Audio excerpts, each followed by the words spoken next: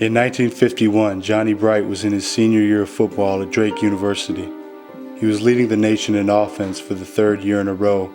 Then, on October 20th, 1951, in a game against Oklahoma A&M, he became the target for a number of brutal and dirty hits, one of which broke his jaw and knocked him out for 3 games.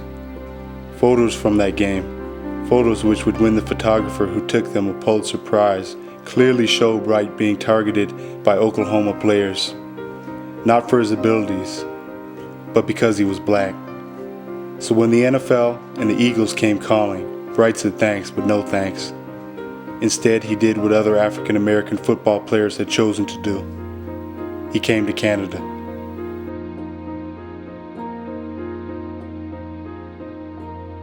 During the course of the game, there was a lot of name calling to me, as well as baby bottles being thrown. Can you imagine?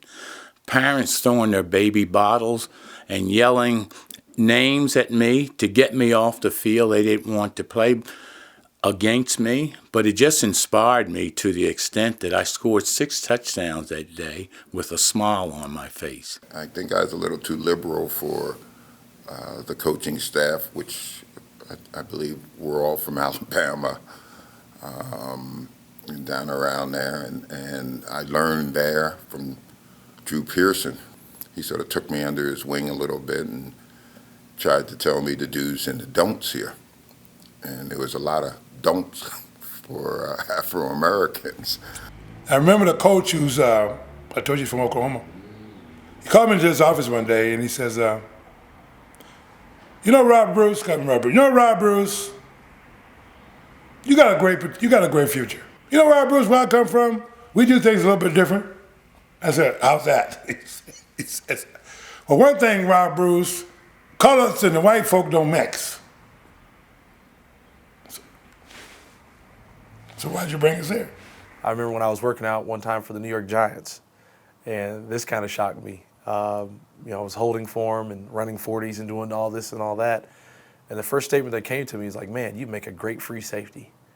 And I kind of looked at him and said, free safety? I was like, I'm too busy torching those guys week in and week out to want to be one of them now. Yeah, the quarterback has a lot of responsibility on his shoulder, and he's going to get a lot of praise, and he's also going to get a lot of criticism. But mine tended to be a little bit different. It had a little bit more hate involved in it. It was a little bit more personal. It was tough for my girlfriend, who ended up being my wife, in the stands. It was tough for my buddies that sat up there with her, listening to some of the things that they had to listen to throughout the game. A lot of times they got into verbal confrontations with people in the stands. A few times, a couple of fist fights in the stands. I didn't hear those things as much as I just heard just the boos. I get to training camp and I line up with the quarterbacks, and one of the assistant coaches came over and told me that I was not to be throwing with the other quarterbacks, that my position was going to be free safety. And I said, I feel I'm a quarterback and can play it if given the opportunity. He said, well, I'm sorry to say, Bernie, that that opportunity will not present itself here in Cleveland. But there are teams in Canada who have been inquiring about you.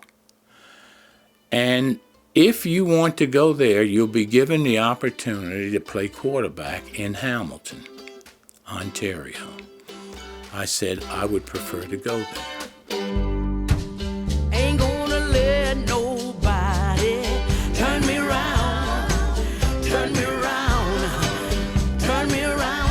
Ain't gonna let nobody turn me around. I'm gonna keep on walking, keep on talking, walking on the freedom land. We don't see color up here. Like when Warren went down to the States, black quarterback this, black quarterback that. But up here, no one said the black quarterback Chuck Ely, the black quarterback Warren Moon. It was just Warren Moon.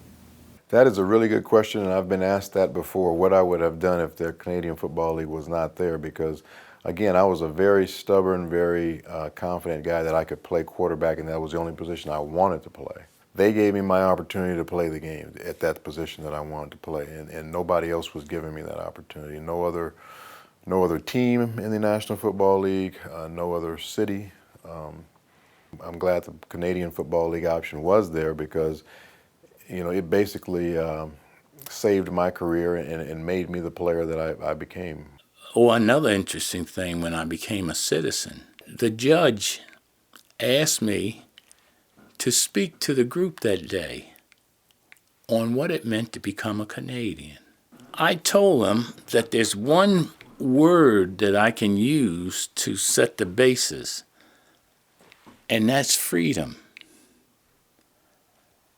And in defining freedom, I told him that in defining freedom, it meant that I felt that I can do most things I would like to do and pursue aspects of life without any hindrances. It always amazed me in my life how Johnny Bright loved everyone.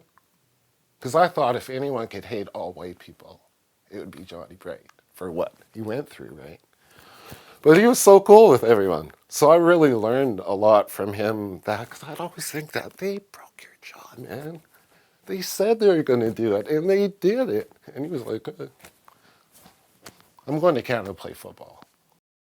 The racism in Canada was more like ignorance as opposed to hatred. So I think he appreciated the openness or whatever, the freedom or whatever. My name is John Williams Jr., and I play for the Hamilton Tiger Cats. My father, John Twiggy Williams, came to Canada in 1967. As my own career winds down, I've discovered a renewed interest in the roots of this Gridiron Underground. I think for many African Americans who came here to play football, Canada was more than just a country. It was and remains a state of mind. There is no need anymore for an underground railroad, but there is something to be said for crossing the borders in our lives and in our minds that keep us from reaching our full potential. In the case of Johnny Bright, that underground railroad of the human spirit happens to run right through the frozen football fields of Canada. Now a handoff to Bright, blocking by Bill Walker on second down, 4 to go. On the pitch out, pile driving Johnny Bright goes 6 yards behind the blocking of Art Walker and Nelson. Tom kicks off for the Alouettes, down to Johnny Bright.